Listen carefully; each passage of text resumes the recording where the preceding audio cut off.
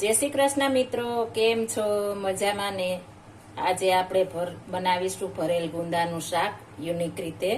ભરેલ ગુંદાનું શાક બનાવવા માટે મારે 2 વ્યક્તિનું બનાવવું છે, એટલે મેં આટલા લીધા છે, 100 ગ્રામ અંદાજિત લીધા છે અને આ રીતના ગુંદા લઈ લીધા છે. ઉપરથી આપણે ટોપકા આવે તે કાઢી લીધા છે, ઉપરનો ભાગ.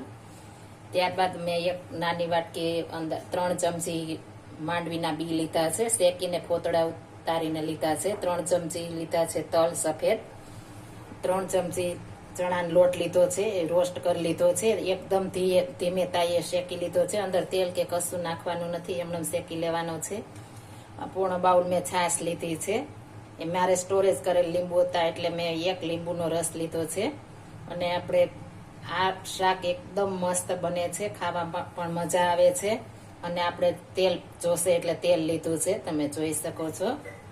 હવે આ